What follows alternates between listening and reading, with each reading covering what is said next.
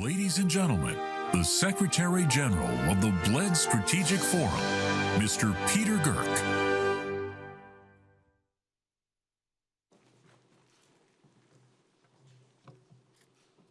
Dear President, Prime Ministers, Ministers, ladies and gentlemen, welcome to the 15th Bled Strategic Forum. Since 2006, Bled Strategic Forum is bringing together the most prominent political figures, the brightest scholars, and the most progressive businessmen in order to better understand the world we are living in.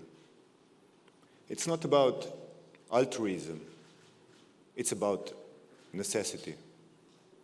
We live in times of crisis management, and Bled Strategic Forum never backed down from a challenge or from a crisis. Throughout the years, we always tried to go deeper and find answers for the biggest and most important questions that our society is facing today and tomorrow. Crisis of trust, crisis of leadership, economic crisis, migration crisis, political crisis. This year is no different. In the midst of COVID-19 pandemics, the world stopped for a while. It gave us time to think and contemplate, and to learn from the past mistakes. Did we use it wisely? Did we learn anything in order to change, adapt, and transform ourselves to become a better, more sustainable, and more secure community? I don't know. But I do know that at the Bled Strategic Forum, we will keep on trying. This year and in the years to come. Let me leave you with two words that I learned during the recent crisis: responsibility and solidarity. I have come to understand that they are not excluding each other. They are both an integral part of the new normality we are searching for. With this, it's my pleasure to welcome on the stage a man who was there at the beginning and is one of the godfathers of the Bled Strategic Forum, former Minister of Foreign Affairs of Slovenia, Dr. Dimitrij Rupel. Dr. Rupel, please.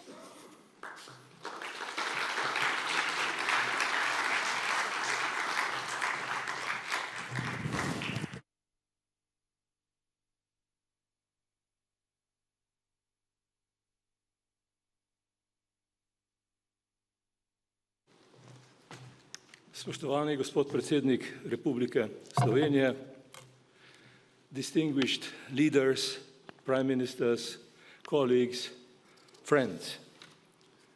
Try to imagine this place, Bled, 15 years back. During the summer of 2005, a year after our accession to the EU and NATO, two people were rowing a small boat towards the middle of Lake Bled. They were the then and current Prime Minister Anže and myself, the former Foreign Minister, who happened in 2005 to be the chairman in office of the OSCE. On the lake there was no security and no eavesdropping, so it was an ideal occasion for spontaneous exchange of ideas and, as it has become evident afterwards, strategic reflection. We were in the same boat alone, but we felt that we were also in the same boat with other new and established nations, a conviction we kept also during our chairmanship of the OSCE. My Prime Minister came to the idea that we should exploit the attractive location of Bled as a venue for international conferences. The next year, the Bled Strategic Forum was born. Ladies and gentlemen, 15 years back, Slovenia participated in the happy process of European and Euro-Atlantic integration. 15 years earlier, i.e. 30 years back, Slovenia was only recovering from isolation produced by its long residence in an obsolete system and by detrimental effects of the Cold War. We tried to connect with as many nations as possible. In May 2006, we established, not far from here, the Center for European Perspective, and it was intended to promote and assist the enlargement of the EU with the countries of the Western Balkans. The idea, attracting support by prominent politicians and diplomats from EU and the United States, again, was that we were all more or less in the same boat. One of the prominent members of the board of Center for European Perspective was also the Korean minister, later Secretary General of the United Nations, Ban Ki-moon.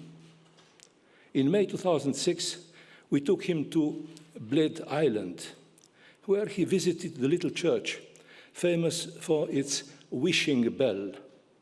He pulled its rope, and so he told me, wished to become Secretary General of the United Nations. The ambition became reality in a few months. This may be a useful advice to our guests today. Go and ring the Bled bell. In 2008, Slovenia assumed the presidency of the European Council. After 2008, some passengers left the same boat and some new passengers came on board. Today, the idea of the same boat is back.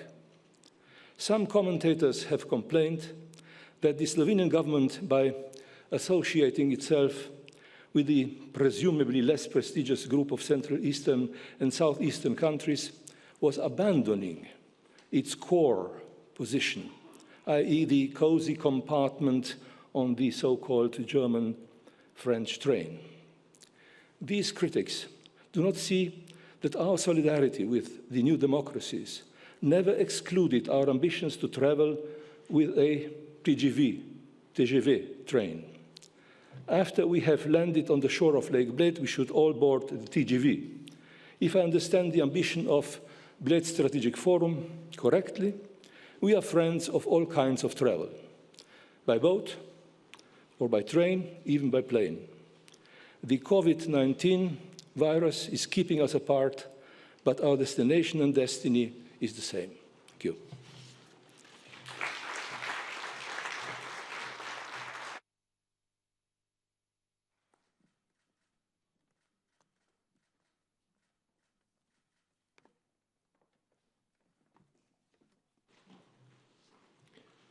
Thank you very much, Dr. Rupel, for your words.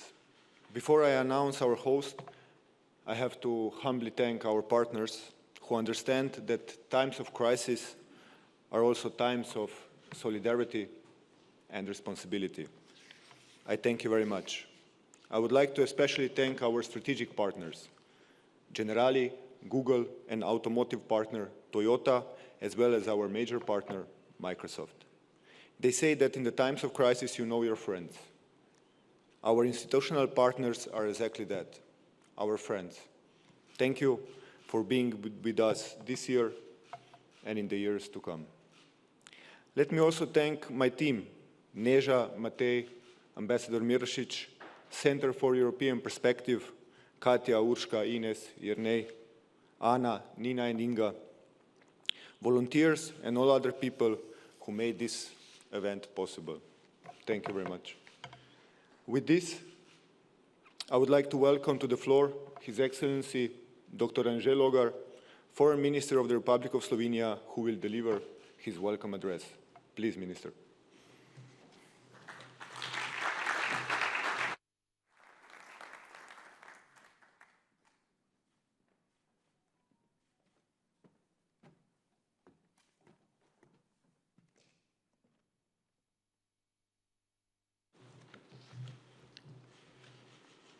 Distinguished guests, presidents, prime ministers, colleagues, ladies and gentlemen.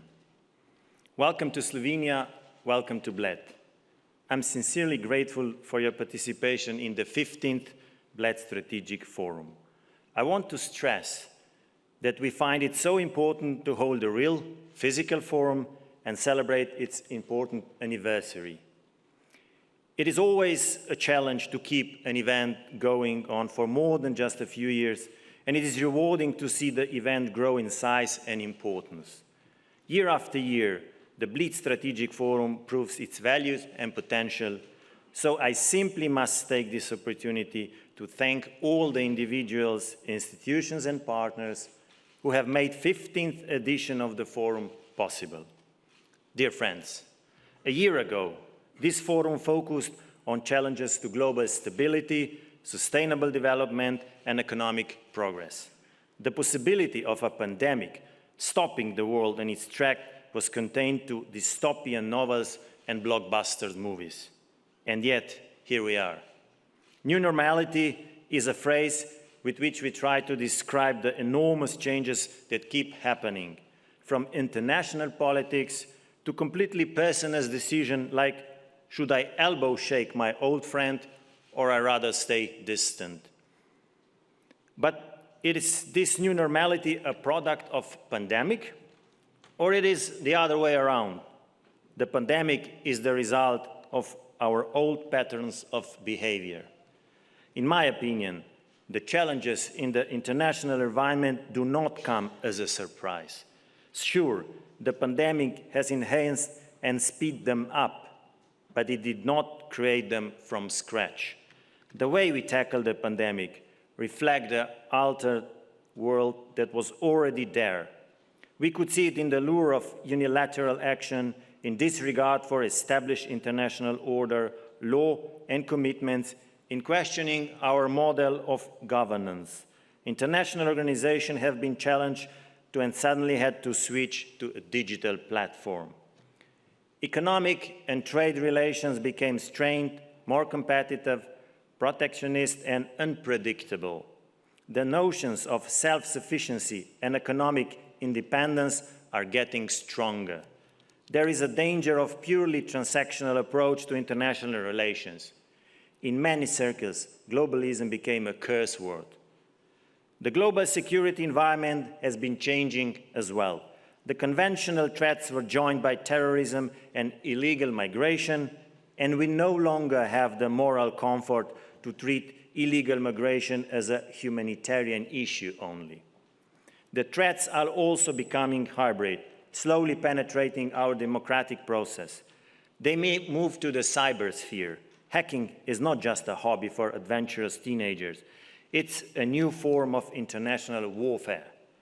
And so-called deepfake produced by an activist has a potential to stir up even an international conflict. The European Union, our second home, has been struggling too. It was hit by Brexit, migration crisis, division regarding the principle of solidarity, diverging views of and misunderstanding on the rule of law. A more assertive role on a global political stage remains a challenge for the EU. At the same time, its citizens called for more accountability and transparency. The Union, built upon very tangible common interest, is often a victim of diverging positions of its member states. The key task for the Union remains to be seen by its citizens as a shield against negative side effects of globalization. The pandemic is a case in point. The future is not linear anymore. We need a multidimensional approach. This is why we are here today. On so many levels, there has been a growing need for change. To make the changes happen, there must be a strong political will. The radical game changer in the form of global pandemic is perhaps an incentive we all didn't want. But since it is here, it has definitely become a trigger. An incentive that nearly left us without 15th edition of Bled Strategic Forum. Still, here we are, hoping that our discussion panels will provide answers, guidance and ideas on the above-mentioned channels. The Leaders Panel will discuss the future of Europe.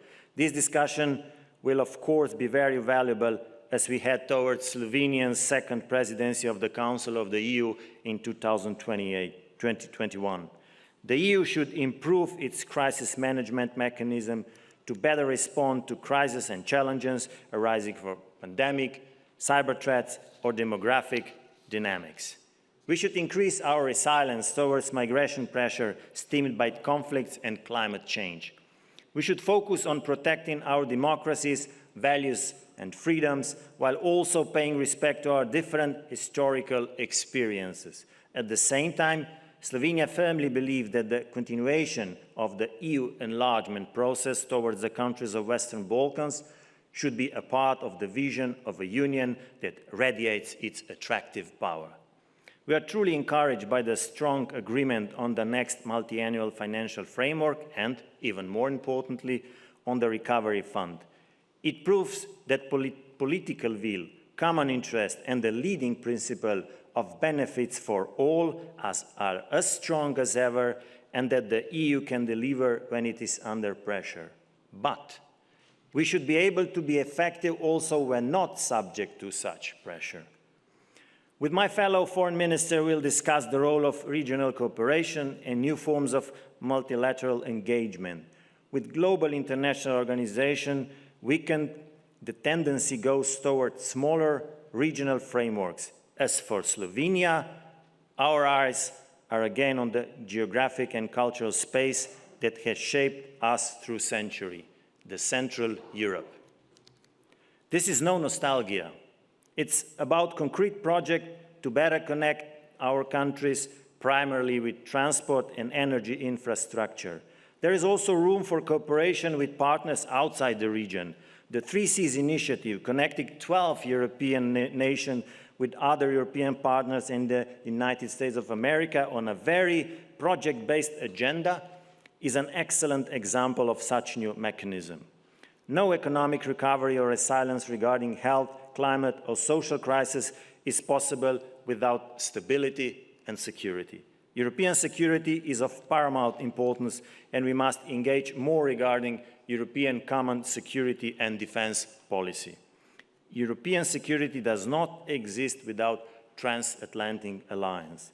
Even when we do not see exactly eye to eye or have competing interests, security, together with values and democratic standards, is the cornerstone of our partnership. We must safeguard it, also by accepting the concept of fair burden sharing, however unpopular it might be with our Minister of Finance or public opinion. Security comes at a price. We know it from automotive industry, where decades of investment in safety resulted in so many lives saved on the street. Our investment in national security is saving lives too. In addition, combining the resources and skills of both EU and NATO will provide a solid base to face both conventional and new security challenges. Cybersecurity and digitalization will be addressed in the final two panels. In this regard, three issues come to my mind. The first is the importance of effective, affordable and accessible digital tools, as demonstrated during the pandemic. Diplomacy moved to online platforms. Business meetings are conducted from private kitchen tables. In an ironic twist, we had to tell our children to stay home and turn on the computer, because that's where the school is taking place. The good part is that for the first time in a while, they opted for playing with their friends outside. Of course, digitalization has been on an unstoppable rise for quite some time. Slovenia is honored to host the first UNESCO International Research Center on Artificial Intelligence.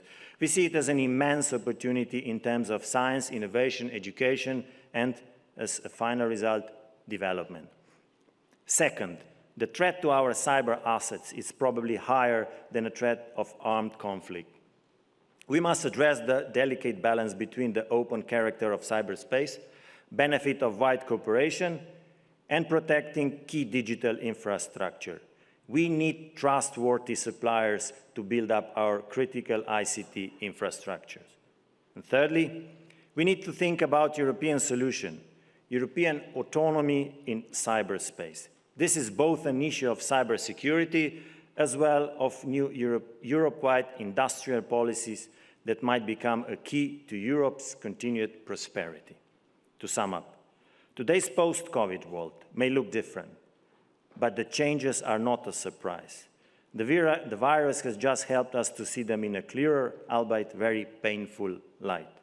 I want to pay my respect to more than 850,000 victims of the virus worldwide.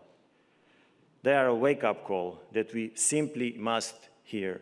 We must see it as an incentive to adapt, to be inventive, and to find mutual interest with our closest and most reliable partners for the sake of the future. Bled Strategic Forum has been a highly respectable discussion for 15 years. It remains so even in the times of COVID-19. My thanks go to Peter and his team, to the Center of European Perspective, strategic partners and sponsors, who all made Bled Strategic Forum 2020 a reality and not a virtual one. It is so good to see you all here. I wish you all a fruitful discussion, and I already use this opportunity to invite you to 2021 Slovenian EU Presidency Special Edition of the Bled Strategic Forum. Thank you.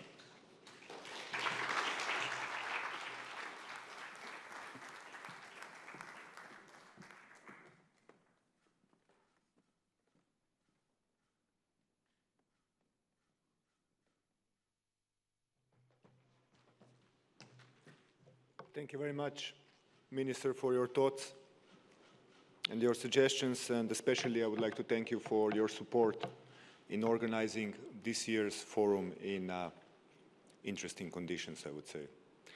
With this, I would like to welcome to the floor His Excellency, President of the Republic of Slovenia, Mr. Borut Pahor, who will give a keynote address. Mr. President, please.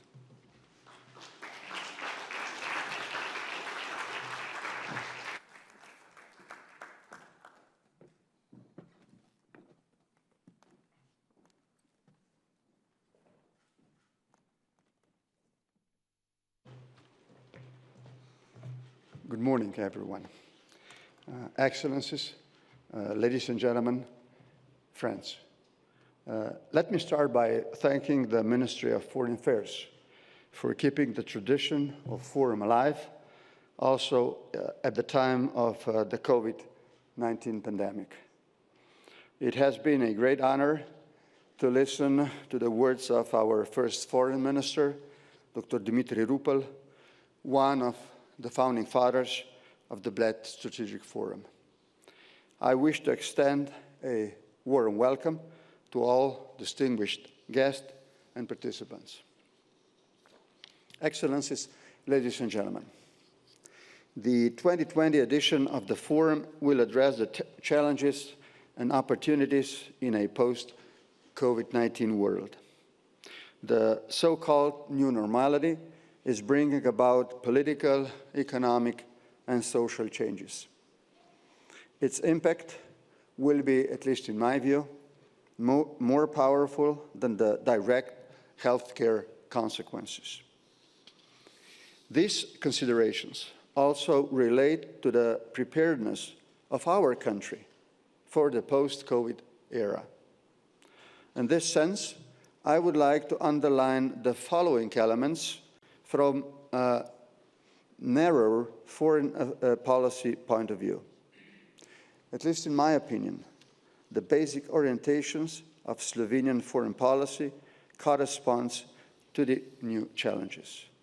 I refer above all to the commitment to, number one, multilateralism, two, active participation in the European Union and NATO, three, the promotion of transatlantic cooperation, four, good neighborly relations, five, peaceful settlement of all disputes, and finally, general contribution to the preservation of global peace and security. Also, in the context of Slovenia's European policy, the basic premises are in line with the new reality. As stated, in its foreign policy strategy, Slovenia wishes to be at the core of a more integrated, developed, and enlarged European Union. What I'm really saying is that the fundamental orientations of Slovenia's European and overall foreign policy remain valid, also for the post-COVID-19 period. As a member of Eurozone and the Schengen area, Europe's core structure, Slovenia is bound to strive for a deeper and more united European Union. Regarding unity, I wish to point out the following. Not only Slovenia, all EU member states must strive not to threaten the unity of the unions through their varied cooperations, but rather to consolidate it. Slovenia, for example, has a strong Central European, Mediterranean, and to a certain extent also Balkan identity. This gave us a wonderful opportunity to cultivate all these identities and forge flexible alliances, but at the same time keep the unity of the European Union at the forefront. In 2019, for instance, Slovenia hosted the 3Cs Initiative Summit here. Such regional initiatives for closer cooperation are legitimate and useful, but should never come at odds with the efforts for a better integrated, unified, and more efficient European Union. This is vital for the international consolidation of the Union and for keeping the danger of its fragmentation at bay. It is vital also for the role of the EU seeks to play at the global level and for its contribution to transatlantic relations, above all with the United States, on the one hand, and the relations with Russia and China on the other. I am speaking about unity, but I am well aware of the differences that exist among us, among 27 countries. Those that define our culture and other identities need to be carefully nurtured. Then there are others stemming from our diverse interests and historical traditions. However, despite our differences, I am confident that there is far more that unite us than divide us. In my view, the current times are not so favorable to consensual politics, the sort that, among others, brought us the big enlargement of the European Union in the beginning of the century. Indeed, consensual politics was a characteristic of the entire post-war period in Western Europe. In 2020, as we, ladies and gentlemen, mark 75th years of the United Nations, 63rd year of the treaty establishing the European Economic Community, and 57th years of the Élysée Treaty of friendship between France and Germany, we should be all the more aware of ours is a world that emerged from a war-torn continent, and that the united Europe has been healing the wounds inflicted by World War II. In fact, Europe has been so successful at this that we started to take it for granted. There were many efforts to overcome the differences and many symbolic and concrete gestures of coexistence and understanding. And yet, at the end of the second decade of the 21st century, there seems to be more desire and will to point out differences among us than there is eagerness to overcome them. We ought to resist this flow. In July this year, upon the 100th anniversary of the arson of Slovene Narodni Dom in Trieste and its handover to the Slovene community in Italy, Slovenia and Italy also commemorated Slovene fighters against fascism and the victims of post-war executions. A similar gesture, ladies and gentlemen, our friends, A similar gesture of coexistence in the European spirit will happen this autumn, as Slovenia and Austria will jointly mark the 100th anniversary of the Carinthia plebiscite. For all of us living together, it is of utmost importance, both in the national and the European framework, to be able to feel and understand the pain of others. As I frequently say, we cannot change the past, but we can change the future. Finally, ladies and gentlemen, in addition to Brexit, irregular migration, and the situation in our neighborhood, the COVID-19 pandemic is putting additional strain to the effectiveness and unity of the European Union.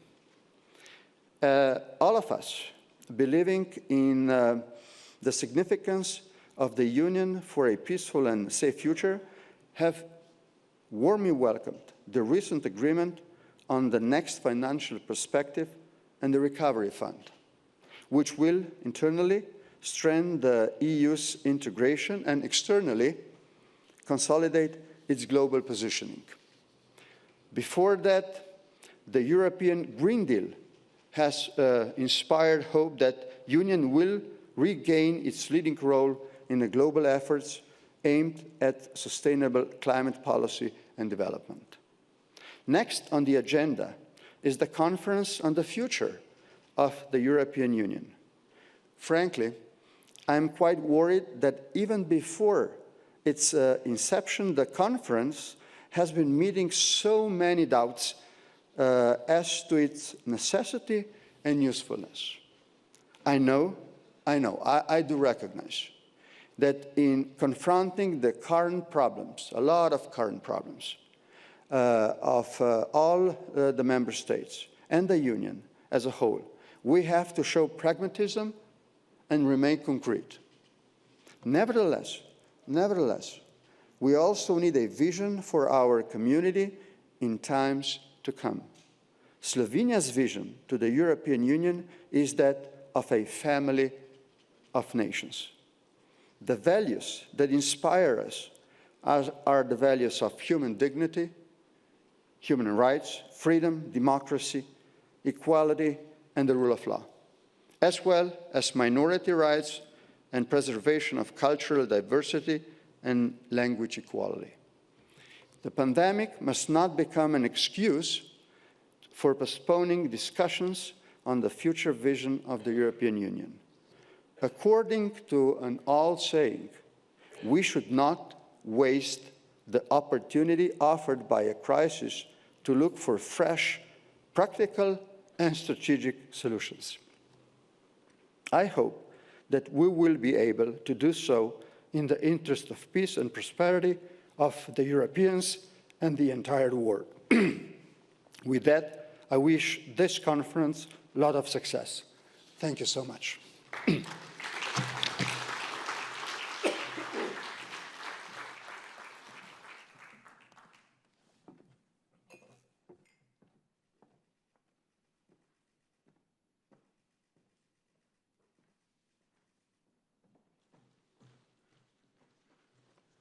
With this keynote speech by our President, the 15th Bled Strategic Forum is opened.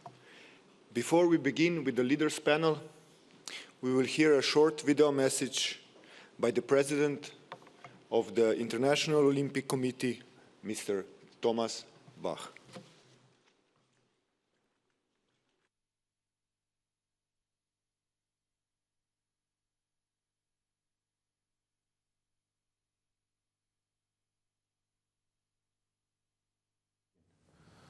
Dear President of Slovenia, Your Excellency Borut Pahor, Dear Prime Minister of Slovenia, Your Excellency Janez Janša, Your Excellencies, ladies and gentlemen. Because of the unprecedented global coronavirus pandemic, we are all living with much uncertainty. This is why this year's Bled Strategic Forum comes at a very important time. the world needs to better understand and to address the far-reaching consequences of this crisis.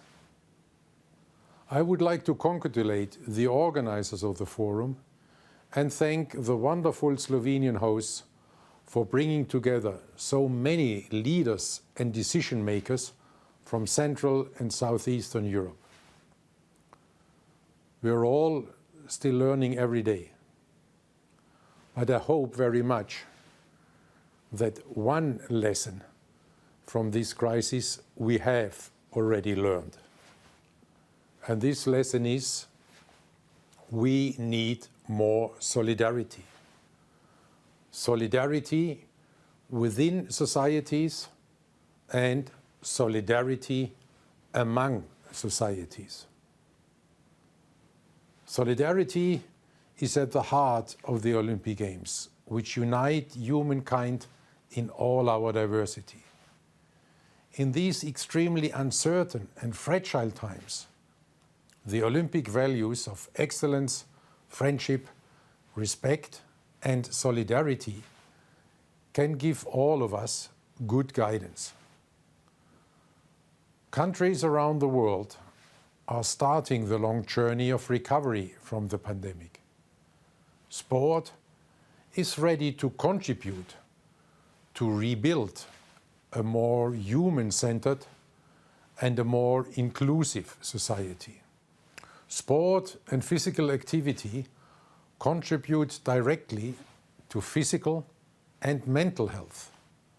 Sport can save lives. We have seen this over the last few months, in particular in times of lockdown, social distancing, and uncertainty.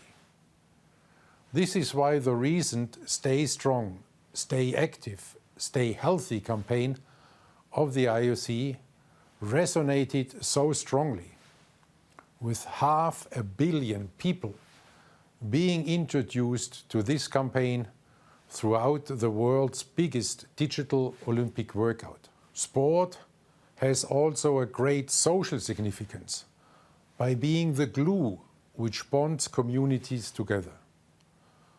Sport promotes inclusive societies because all too often sport is the only activity that unites people, regardless of their social, political, religious, or cultural background. Such inclusivity is even more important in otherwise deeply divided societies. Sport plays a significant economic role. It creates jobs, generating business activity. In Europe, for example, a recent study showed that sport contributes more than 2% to GDP, a contribution which makes sports economically more important than a number of more traditional economic sectors. In summary, sport is contributing to the recovery from the crisis on the health, the social, and the economic side. For all these reasons, the IOC calls on the governments of the world to include sport in their post-corona support programs. In this respect, it is also important to emphasize that sport can only make this contribution to society if the specific solidarity-based model of sport is supported by the public authorities. This is why we all together need to strengthen the European sport model and its robust solidarity funding mechanisms, especially as we look to the recovery from this crisis.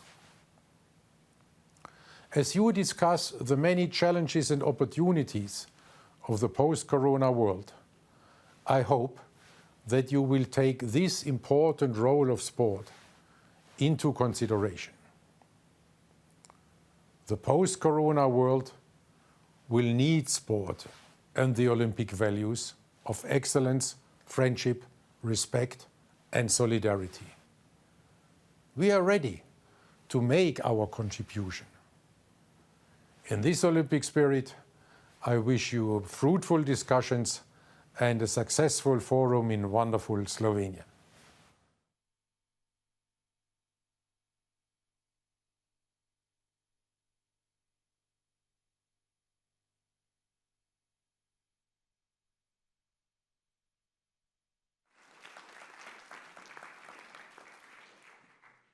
Thank you very much to the President of International Olympic Committee. And now we will start with the leaders panel. And at the beginning, we will see a short video which was prepared in collaboration with our partner, Pristop. Thank you.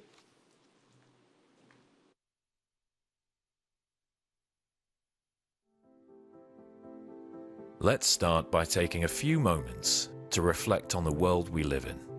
This year, the world has been hit by a health emergency of unprecedented proportions. To a certain degree, COVID-19 has disrupted almost every aspect of international relations and our lives. It is therefore paramount that we do not allow ourselves to forget that we are inextricably interwoven, connected by the sheer acts of endurance and cooperation. We can point to several instances where cooperation has broken down barriers and created bridges, bolstering our global bonds despite the dire situation we find ourselves in. Solidarity, as well as sharing knowledge and assisting each other, helped prevent catastrophic scenarios in many countries that were able to successfully curb infection rates. By setting aside their differences, leaders of the EU member states with diverse interests came together to reach a historic agreement on the COVID-19 recovery plan. The agreement serves as a cornerstone in revitalizing the EU and its economy in the post-pandemic era. At the same time,